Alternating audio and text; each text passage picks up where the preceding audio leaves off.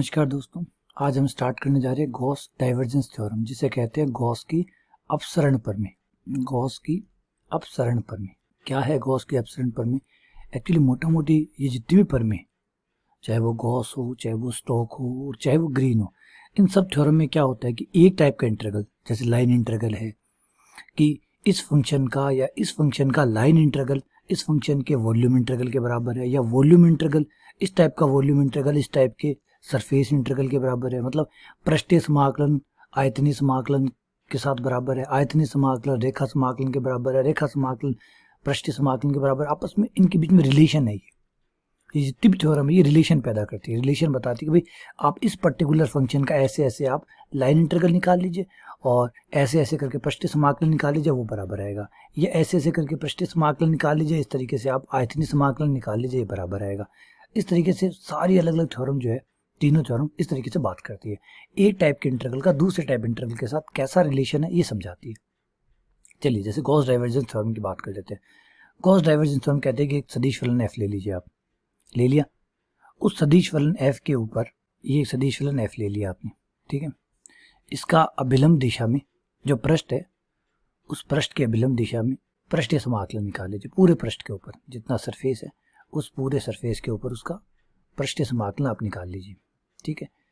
यह बराबर होगा, अगर आपने इसी फलन का पहले आपने डाइवर्जेंस निकाला और फिर उसका आयतनीय समाकलन लिया आपके पूरे आयतन v के ऊपर, तो ये दोनों बराबर होंगे।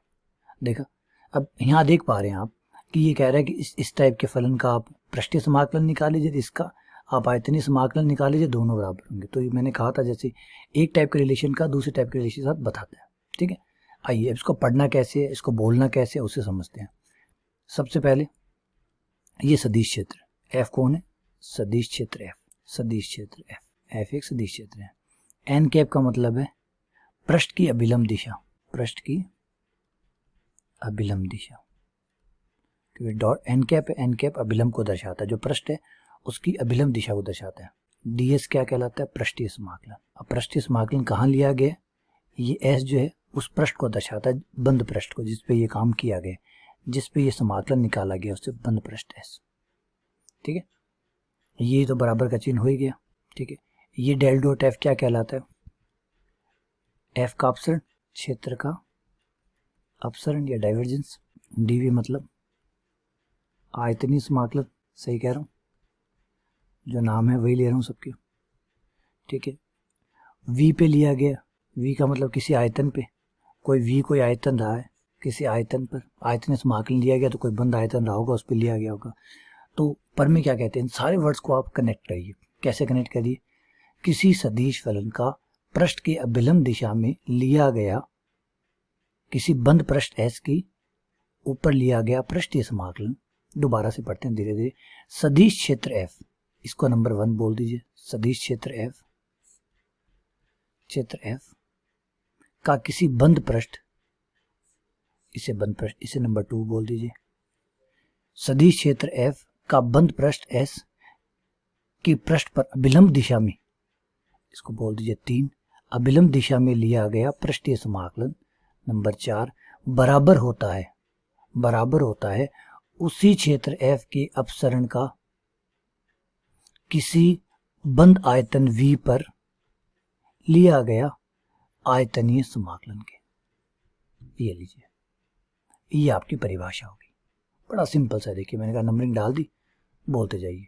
बीच में एक नंबर खा गया मैं बराबर वाला, 1 2 3 4, ये 5वां नंबर था इसका, 4.1 कह देता हूँ, 4 1, ठीक है, क्योंकि भूल गया वो नंबर बीच में। दोबारा पढ़ते हैं। सदिश क्षेत्र, किसी सदिश क्षेत्र f का बंद पृष्ठ s पर पृष्ठ की अभिलंब दिशा में लिया गया पृष्ठीय समाकलन बराबर होता है उसी क्षेत्र का अपसरण का किसी बंद आयतन पे किया गया आयतनीय समाकलन। ये आपकी गॉस के अपसरण पर में होगी।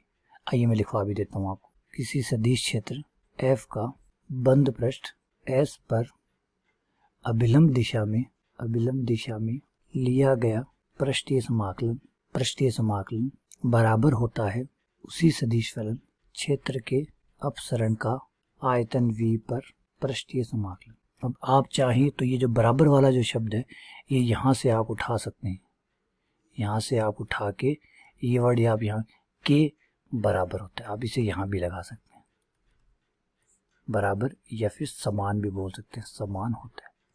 चाहे आप इस वर्ड को पहले रखिए, चाहे आप इस वर्ड को पीछे रखिए। किसी सदिश क्षेत्र f का बंद पृष्ठ s पर अभिलंब दिशा में लिया गया पृष्ठीय समाकलन, इसको अगर हटाना चाहे यहाँ से, उसी सदिश क्षेत्र के अपसरण के आयतन v पर पृष्ठीय समाकलन के बराबर होता है। ये चाहे तो आप इसे पहले लिख लीजिए और चाहे इसको बाद में रख लीजिए, जिसे चाहे वहाँ रख सकते हैं, लेकिन ये आपकी गॉस की अपसरण प्रमेय होगी।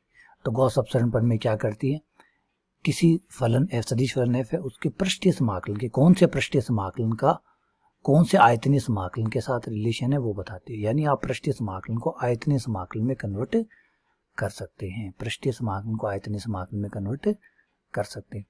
अब ये जो ds है, dy dz i cap, dx dz j cap, ये ds के घटक होते हैं, dx dy k कैप।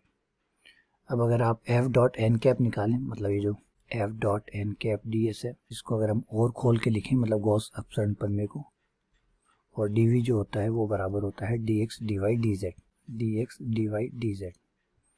तो ये दो समाकलन हो जाएंगे, डबल समाकलन का चिन्ह आ जाएगा। अगर आप इसे काटते रूप में लिखते हैं तो 2 और f1 f2 f3, f पहले वाले से गुणा हो जाएगा तो f1 f का पहला घटक dy dz plus f2 dx dz plus f3 dx dy बराबर इस तरफ आ जाएगा 3 समाकलन, क्योंकि आयतनीय समाकलन तो 3 होंगे, और डाइवर्जेंस हो जाएगा तो del f1 over del x, del f2 over del y, del f3 over del z, dx dy। ये इसका काटते रूप हो गया। आप चाहे सदिश रूप में लिख लीजिए, चाहे काटते रूप में लिख लीजिए, ठीक है ना। ये हो गया। याद देखिए ये n को अब कुछ नहीं है, n के ये ds जो है इसका दिशा है, ये जो आप छोटा सा अल्पांश काटेंगे ds उसकी दिशा है। और ये वायतन इस बीच समझा देता हूँ कि क्या है। जैसे मान लीजिए आपके पास एक बेलन है आपके पास, ठीक है। ये जो बेलन है इसकी दो चीज़ें होंगी, एक तो होगा बेलन का क्षेत्रफल जो बाहर बाहर है ना, ऊपर, ये ऊपर इस तरफ, ये इसका क्षेत्रफल है। जो पृष्ठीय समाकलन है वो तो इस ऊपर वाले हिस्से पे निकाला गया, वो है पृष्ठीय समाकलन, वो है पृष्ठ S। और आयतन कौन सा है, इसके अंदर जो पानी अगर आप भरेंगे, इसके अंदर पानी भरेंगे या हवा भरेंगे, आप इसके अंदर जो भी भरेंगे तो अंदर जो जगह है वो जगह है वॉल्यूम V। तो जो पृष्ठीय समाकलन लिया गया वो तो इसके ऊपर, इसके दो ढक्कन, इसका जो ऊपर वाला जो भाग है, जो वक्राकार भाग है, इस पे जो लिया गया समाकलन वो पृष्ठीय समाकलन है। और अंदर जो समाकलन लिया गया आयतन के ऊपर वो V है, तो S और V ये, ठीक है। और अल्पांश काटेंगे तो एक छोटा सा टुकड़ा काटेंगे, जैसे ये अल्पांश काट लिया एक, इसका नाम है ds, छोटा सा एक अल्पांश काट लिया ds। अब ये जो ds है इसकी जो दिशा है वो n कैप है, ठीक है ना, ये n कैप है, तो ये ds की दिशा को दर्शाता है। तो ये समझ में आ गया, ये है गॉस की डाइवर्जेंस थ्योरम। तो गॉस की डाइवर्जेंस थ्योरम कुछ और नहीं कहते, बल्कि समझाती है कि भाई आपको पृष्ठीय समाकलन निकालने में किसी इस तरीके से कोई फलन है, उसका पृष्ठीय समाकलन निकालने में दिक्कत आ रही है तो कोई बात नहीं, आप आयतनीय निकाल लीजिए, ये दोनों बराबर है। या आयतनीय में दिक्कत आ रही है तो पृष्ठीय निकाल लीजिए, कोई भी आप एक निकाल सकते हो। बराबर का चिन्ह है, बराबर का चिन्ह है, इसका मतलब ये वाला बराबर है ये वाला, तो ये ना निकले तो ये निकाल लीजिए, ये ना निकले तो ये निकाल लीजिए, ठीक है। चलिए उम्मीद करता हूँ कि ये थ्योरम का जो स्टेटमेंट है आपको समझ में आ गया होगा, आपको याद रह जाएगा, क्योंकि हो सकता है 1 नंबर में छोटा पूछा भी जाए और पूछा जाता है, और कैसे सवाल कैसे करने हैं इसके ऊपर वो हम अगले लेक्चर में देखेंगे, ठीक है। चलिए बहुत बहुत धन्यवाद, शुक्रिया।